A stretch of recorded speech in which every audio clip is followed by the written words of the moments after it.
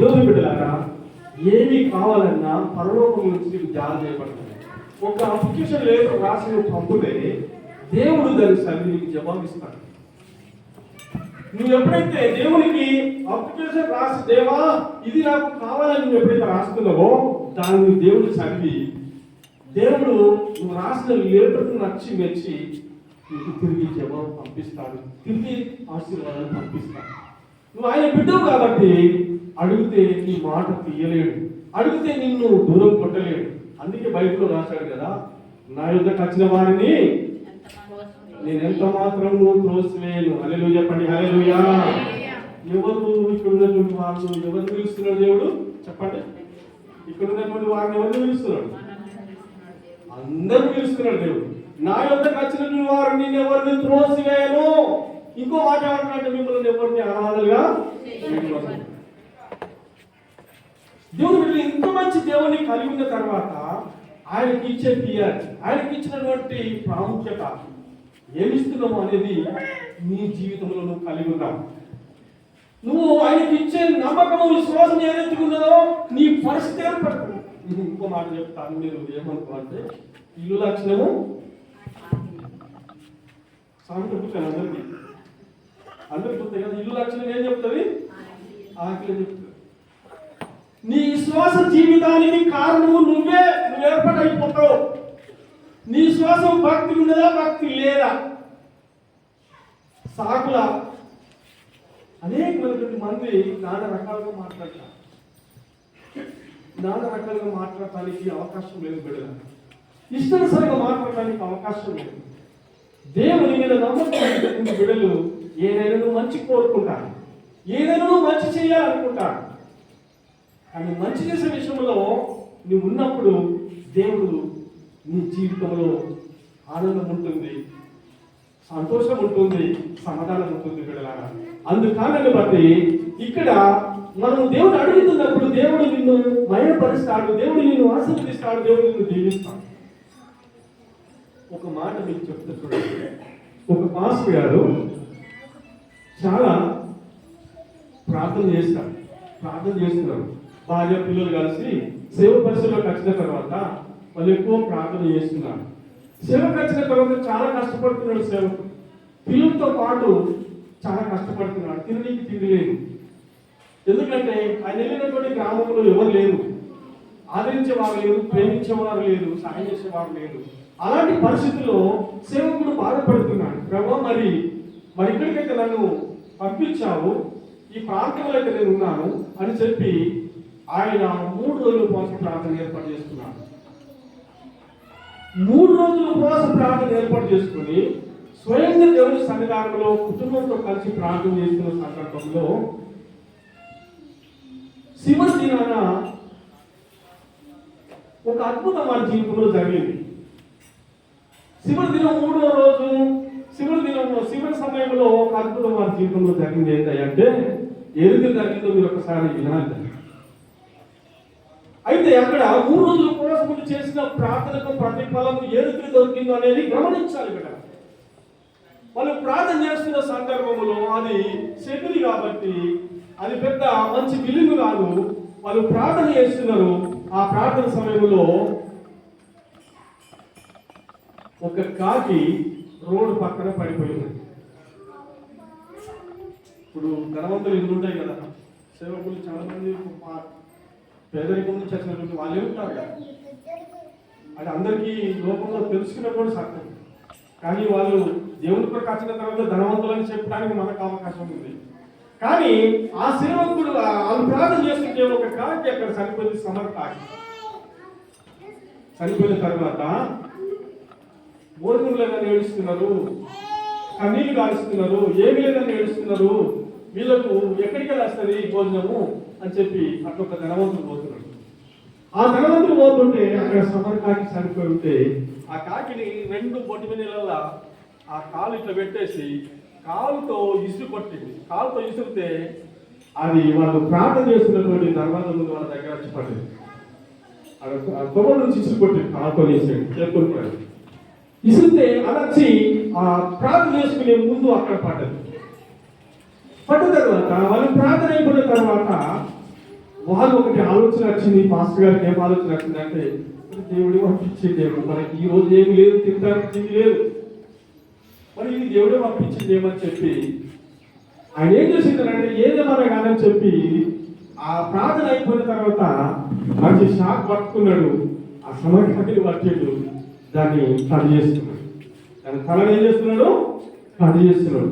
Cut చేసిన సందర్భంలో అది కడైతలేదు, కడైతలేదు. కానీ అది ఎక్కడో 5 తులాల గొలుసు మింగి వచ్చింది. బంగారు గొలుసు మింగి వచ్చింది. ఎక్కడ మింగిందో తెలియదు కానీ 5 తులాల గొలుసు మింగింది. అక్కడ చచ్చిపోయింది. అది వచ్చి వాళ్ళ ముందు పడితే కోరుతుంటే కట్ అవుతుంది. అది తీసి వరకు అలా మెరుస్తుంది. అప్పుడు ఆయన కట్ చేసి దాన్ని తీశాను. దాన్ని తీసి అంటే దేవుడు వెళ్ళారా, దేవుడు చేసిన అద్భుతం ఏదో అనేది అనుకుంటూ చెప్తున్నారు. ఈరోజు మనకు అర్థం కాదు. ఈరోజు ఆయన ఆశీర్వాదాలు మనకు అర్థం కాదు. మన కంటికి, మన యొక్క చెవికి వినబడదు. ఇవన్నీ ఆయన అద్భుతాలు ఒక్కటి చేస్తున్నప్పుడు మనకు అర్థం కాదు. కనుక 5 తులాల గొలుసు, ఆ గొలుసును తీసుకొని అమ్ముకొని ఆ రోజుల్లో ఆయన మంచి భోజనము పిల్లలకు తాను పెట్టుకొని సంతోషంగా తినడానికి అవకాశం దేవుడు కల్పించాడు కదా. ఈరోజు దేవుడు నిన్ను నన్ను పోషించలేడా, నిన్ను నన్ను బ్రతికించలేడా, నిన్ను నన్ను కాపాడలేడా, నిన్ను నన్ను పోషిస్తాడు పిల్ల. ఈరోజు చాలా మంది జీవితాలలో అదే, మనం చేస్తే అవుతున్నది, మనం చేస్తే అవుతున్నది. పిల్లారా, మనం చేస్తే అవుతున్నది అనేది ఎప్పుడు కూడా మనం అనుకోవాలి. దేవుని బిడ్డలు చేసే పనిని బట్టి దేవుడే, నువ్వు చేసిన పనిని బట్టి దేవుడు నిన్ను ఆశీర్వదిస్తాడు. కానీ నేను చేసినే అయిందని చెప్పి ఏనాడు కూడా మనం అనుకోవడానికి వీలు కూడా ఉండదు. అందుకని బట్టి నేను చెప్పే మాట ఏంటంటే, ఇక్కడ మనం పొందుకునే ఆశీర్వాదాల గురించి చెప్తున్న మాట ఏంటంటే, కనుక నీవు నీ నమ్మకాన్ని బట్టి దేవుడు తన ఆత్మశక్తిని నింపుతాడు అనే మాట నేర్చుకుంటున్నాం. తండ్రి లోకం పుట్టక వరకు నీ యొద్ద నాకు ఏ మహిమ ఉండదో ఆ మహిమతో నన్ను ఇప్పుడు నీ యొద్ద మహిమపరచును. 6వ వచనం, లోకము నుండి నీవు నాకు అనుగ్రహించిన మనుషులకు నీ నామమును ప్రత్యక్షపరిచితివి, వారు నీ వలయుండిరి, నీవు వారిని నాకు అనుగ్రహించితివి, వారు నీ వాక్కులను గాయకొనిరి. హల్లెలూయా. పిల్లలు 6వ వచనంలో లోకము నుండి నీవు నాకు అనుగ్రహించితివి, ఈ లోకముల నుండి ప్రత్యేకంగా మిమ్మల్ని ఏర్పాటు చేసుకున్నాడు. ఇది ఒక సంతోషపడతారా? సంతోషపడతారా లేదా? లోకముల నుండి మిమ్మల్ని ప్రత్యేకంగా ఏర్పరచుకుంటుంది. లోకం నుంచి దేవుడు ఏం చేసి మిమ్మల్ని ఏర్పాటు చేసుకున్నాడు. ఎవరు ఏర్పాటు చేసుకున్నాడు? నువ్వెవరు చెప్పండి ఇప్పుడు? ఎవరు? దేవుని పిల్లలు. దేవుని పిల్లలకు ఏమైనా తక్కువ ఉంటుందా, పొదుపు ఉంటుందా చెప్పండి? మనం దేవుని విషయంలో భయపడదు. మేము ఇప్పుడు అన్ని అనుభవించి వచ్చాయి కాబట్టి మీకు తెలుసు, మనకు ఆకలి తప్పులు తెలుసు, అన్నీ నేను ఎరిగే వచ్చాయి కాబట్టి దేవుని విషయంలో అడగని అవసరం లేదు. ఉన్నా లేకుండా మనకి ఏం పర్వాలేదు. ఎప్పుడు దేవుడు పిలిచినప్పుడు వెళ్ళిపోవడానికి సిద్ధంగా ఉండాలి. మనము సిద్ధపాటుతో ఉండాలి, సంసిద్ధంగా ఉండాలి. కానీ మనము లోకంలో వాటిని మనం చూడకూడదు. భక్తి భయముతో మనం ఉండాలి. దేవుడు తండ్రి అందున్నాడు, తండ్రి ఆయన అందున్నాడు, మనల్ని ఆయన చేసుకున్నాడు కాబట్టి మన పిల్లలకు మనం ఏర్పాటు చేసుకున్న తర్వాత మనం ఆయన ఉండాలి. ఎవరి పక్షాన్ని ఉండాలి చెప్పండి? ఇప్పుడు ఈరోజు చాలా మంది ఇక్కడికి అక్కడికి ఇక్కడ తిరుగుతుంటారు. గాలి పటంలాగా తిరుగుతారు. అవసరం లేదా? నీ నమ్మకాన్ని బట్టి, నీ విశ్వాసాన్ని బట్టి దేవుడు నిన్ను ఆశీర్వదిస్తాడమ్మా, నిన్ను దీవిస్తాడమ్మా. నీ కష్టంలో, నీ శ్రమలో దేవుడు నిన్ను విడిపిస్తాడని నేను తెలియపరిచే మాట ఏంటంటే, ఇక్కడ లోకము నుండి నీవు నాకు అనుగ్రహించినవి మనుషులకు నీ నామమును ప్రత్యక్షపరిచితివి, వారు నీ వారయుండి నీవు వారిని నాకు అనుగ్రహించితివి, వారిని వాక్యమును గాయపడిరి. పోయిన వారం ఏం చెప్పిన దానికి ముందు ఆదియందు వాక్యముండెను, వాక్యము దేవుని వద్ద ఉండెను, వాక్యమే దేవుడై ఉన్నాడు. హల్లెలూయా. ఈ వాక్యము వారు అనుగ్రహించిరి, ఈ వాక్యము వారు తీసుకున్నారు, ఈ వాక్యానుసారంగా వారు జీవించడానికి నిశ్చయించుకున్నారు. ఎప్పుడైతే మనం నిశ్చయించుకుంటామో, ఎప్పుడైతే లోతుగా మన వాక్యాన్ని మనం అవలంబించుకొని మనం జీవిస్తామో, మన జీవితంలో ఒక ప్రత్యేకత కలుగుతుంది బిడ్డలారా. అందుకే దేవుని వాక్యము దేవుడు మనకు అందజేశాడు కాబట్టి వాక్యానుసారమైన జీవితం అంటాడు. ఈ వాక్యానుసారమైన జీవితం అంటే ఏంటంటే, వాక్యము ఏమన్నదంటే ఈ వాక్యము నేను ఏం చేసేది సర్వసత్యంలోనికి నడిపిస్తాను. ఈ వాక్యమైనటువంటి దేవుడు నీకు సర్వసత్యంలోనికి నడిపిస్తాడు. ఈ వాక్యము నీకు మార్గదర్శి. ఈ వాక్యము నేను సరైనటువంటి త్రోవను నడిపించేది. నేనే మార్గమును, నేనే సత్యమును, నేనే జీవమును. నన్ను అనుసరించిన వాడు మంచి త్రోవలో నడుస్తాడు. ఆయన అనుసరించేవారు మంచి త్రోవలో నడుస్తారు. ముళ్ళ కంపలు నడిచేవారు, గచ్చిపూదలు నడిచేవారు, ఇష్టానుసారంగా జీవించేవారు ఈ లోకంలో ఎవరయ్యా అంటే పనికి మాలిన వ్యవస్థలో ఉన్నటువంటి వాడు. సాధారణ మీకు ఇంకో మాట మీకు దానికి ఉదాహరణ చెప్పేది ఏంటంటే, యోగు దగ్గరికి సాతాను వచ్చినప్పుడు ఎట్లా వచ్చింది? అది ఎక్కడెక్కడో తిప్పుకుంటా వచ్చింది. దానికి సక్కతో ఉన్నదా? తప్పు చేసిన వారికి మంచి తమ్ము ఉండదు, మంచి మార్గం ఉండదు, వంకర త్రోవలు ఉంటాయి. మంచి మార్గం నడిచే వారికి మంచి త్రోవలు ఉంటాయి. సాధారణ వంకర త్రోవలు అక్కడిక్కడ తిప్పుకుంటా వచ్చిందని చెప్తుంది. నేను చెప్పే మాట ఏంటంటే, దేవుని బిడ్డలు చక్కగా నేనే మార్గము, సత్యము, జీవము అని చెప్పినటువంటి మాట, ఆయన మార్గం అనుసరిస్తున్నటువంటి వారు చక్కగా ఆయన అనుసరిస్తారు. కనుక తిరుగులాడుతున్నటువంటి వారందరూ కూడా గచ్చు పొలాల్లో, ముళ్ళ పొలాలలో లోకరసరంగా దానికో దీనికో బానిసలు అయిపోయి వెళ్ళిపోతారు. కానీ మంచి జీవితం వారిలో లేదని చెప్పడానికి సందేహం లేదు. పిల్ల 7వ వచనం చూద్దాం. నీవు నాకు అనుగ్రహించిన మాటలు నేను వారికి ఇచ్చి ఉన్నాను. వారు ఆ మాటలను అంగీకరించి నేను నీ వద్ద నుండి బయలుదేరి వచ్చిందని నిజంగా ఎరిగి నీవు నన్ను పంపినవని నమ్మేది కనుక. గుడ్, మంచి మాటనే కదా. ఆయన ఎవరి దగ్గరికి వచ్చిందని నమ్ముతున్నాం మనము? చెప్పండి, ఎవరి దగ్గరికి వెళ్ళి వచ్చిందని మనం నమ్ముతున్నాం? అది నమ్మేది కాదు కాకుండా ఇక్కడ ఎవరి దగ్గరికి వెళ్ళి వచ్చిందని నమ్ముతున్నాడు ఇక్కడ దేవుడు చెప్తున్నాడు నీ గురించి, నా గురించి. నేను తండ్రి దగ్గరికి వెళ్ళి వచ్చిందని చెప్పి మనం నమ్ముతున్నామాట. ఎస్, నమ్ముతున్నాం కదా. తండ్రి దగ్గర నుంచి మనము అంటే తండ్రి దగ్గర నుంచి ఆయన వచ్చిందని మనం నమ్ముతున్నాం. తండ్రి అందు ఆయన తండ్రి ఉన్నారు కదా. కనుక ఆయన దగ్గరికి వచ్చిందని మనం నమ్ముతున్నాం, విశ్వసిస్తున్నాం, అనుసరిస్తున్నాం. అందుకని బట్టి ఏమంటున్నాడు ఇక్కడ, నీవు నాకు అనుగ్రహించిన మాటలు నేను వారికి ఇచ్చి ఉన్నాను. వారు ఆ మాటలను అంగీకరించి నీ యొద్ద నుండి బయలుదేరి వచ్చిందని నిజంగా ఎరిగి నీవు నన్ను పంపిమని నమ్మిది. నిజముగా ఎరిగి నమ్మి ఉన్నారు. బిడ్డలారా, మనము ఆయన ఎరిగినాం కనుక, తన స్వకీయులు ఆయన ఎరిగింది కనుక తన యొక్క బిడ్డలు తనని ఎరుగుతున్నారు కాబట్టి మీకు ఇంకో మాట మీకు చెప్తాను. ఇదే యోహాను సువార్త 10వ అధ్యాయం మొదటి వచనంలో ఏముంటుంది? గొర్రెల ద్వారమున ప్రవేశింపక వేరొక మార్గమున ఎక్కువాడు దొంగయు దోసుకున్నవాడై ఉన్నాడు. ఏమంటుందండి? గొర్రెల మార్గమున ప్రవేశింపక వేరొక మార్గమున ఎక్కువాడు దొంగయు దోసుకున్నవాడై ఉంటాడు.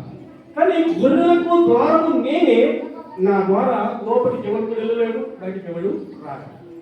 అంటే ఆయన పిల్లలమైన మనము ఆయన దొడ్డులోనికి మనం వెళ్తాం. మనం ఎక్కడో పోమం, ఆయన దొడ్డులోనికే మనం వెళ్తాం. ఆయన నడిపించినట్టుగానే వెళ్తాం. ఆయన వాక్యానుసారంగానే మనం ఉంటాం అనే మాట మనం ఎప్పుడు మర్చిపోవాలి. ఆయన మన గురించి నమ్మకంగా చెప్తున్నాడు. బిడ్డలారా, ఈ రోజు దేవుడు నీ గురించి చెప్పినప్పుడు మన నమ్మకమైన మంచి దాసుడు అని ఎందుకన్నాడు?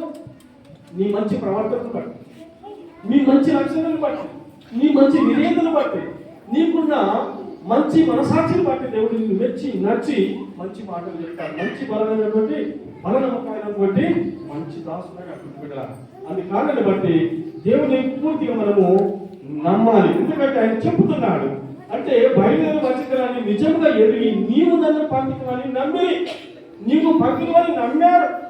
అందరూ నమ్మారు. లోకమంతా నమ్మింది, ఇప్పటికి కూడా నమ్మినట్టుగా మనం చూస్తున్నాం. అదేవిధంగా 8వ వచనం, నీవు నాకు అనుగ్రహించినవని నీవు కలిగినవని వారిప్పుడు ఎరిగిరి. 9వ వచనం, నేను వారి కొరకు ప్రార్థన చేయించున్నాను, లోకం కొరకు ప్రార్థన చేయలేదు. నీవు నాకు అనుగ్రహించిన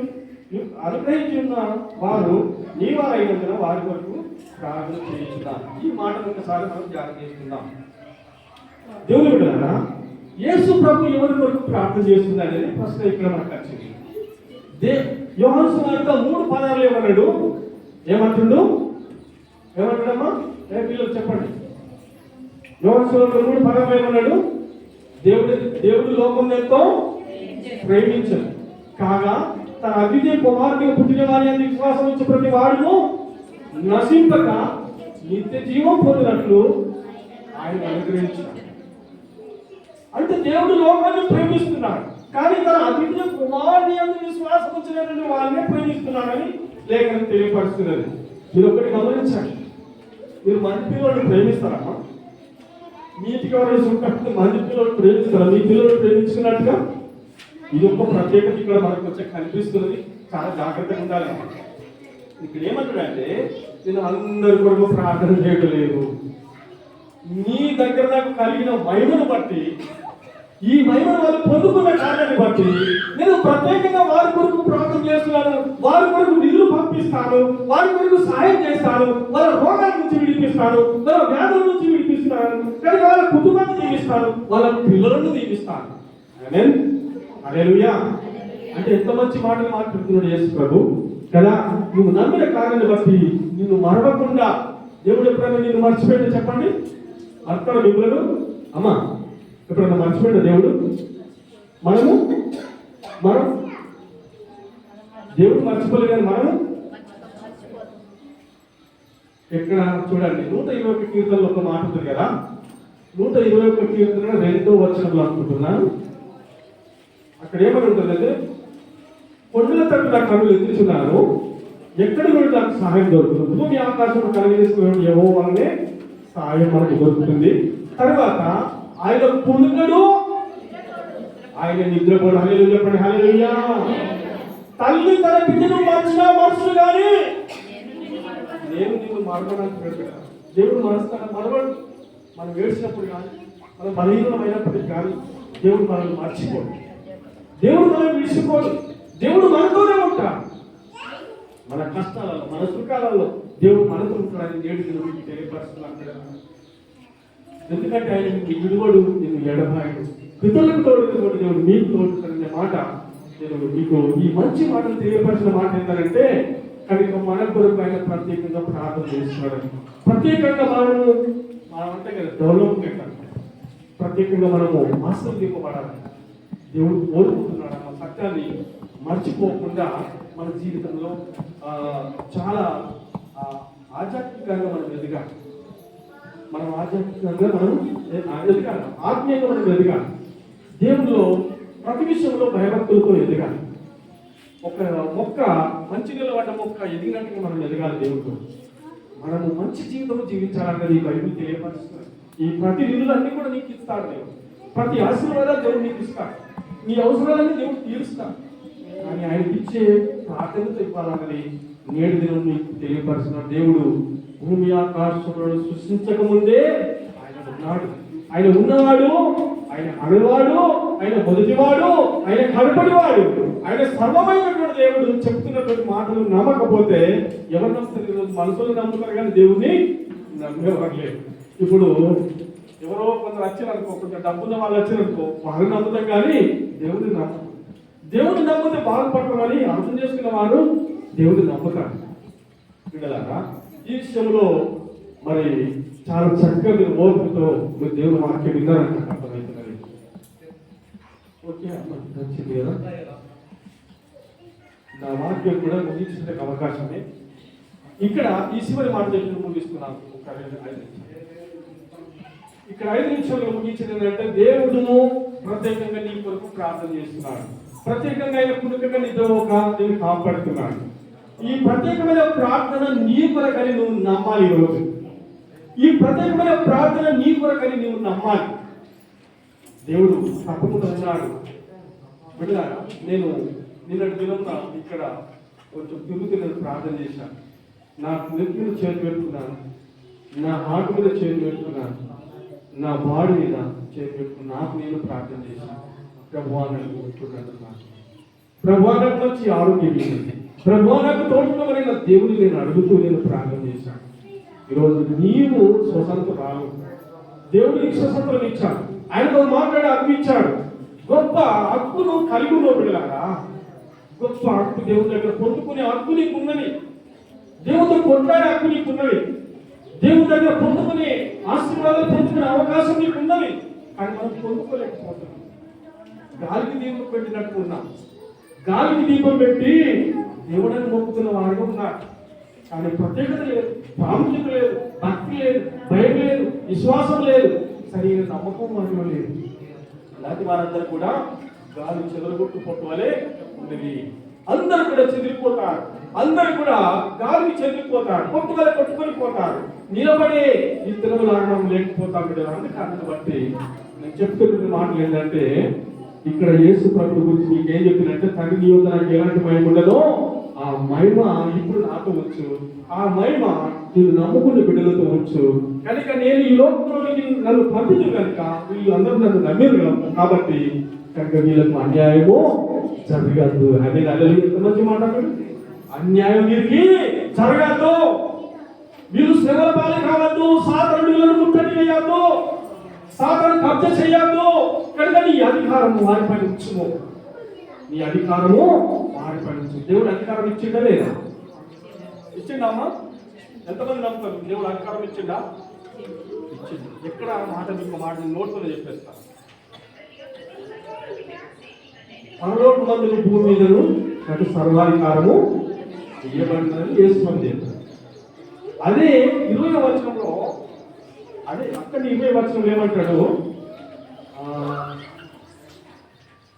పరలోక మందులు భూమి మీద నాకు సర్వాధికారం ఇవ్వబడినది, మీరు వెళ్ళి సమస్త దేవుని శిష్యులుగా చేయండి, తండ్రి యొక్క కుమారుని యొక్క పరిశుద్ధాత్మనామమున వారికి బాప్తిసం ఇవ్వండి, సదాకాలం, ఈ మాట వరకు చెప్తున్నాను, సదాకాలము నేను మీతో ఉన్నాను. హల్లెలూయా, సదాకాలం మీతో ఉన్నాను కదా. మీరు మనసుగా చెప్పండి, మనసు అందరూ అంటారు ఇడిసిందో ఏమో, దూరం ఉన్నాడేమో, మన దేవుడు ఎక్కడో లేడు, గుండెలో ఉన్నాడు. మన గుడిలోనే దేవుడు.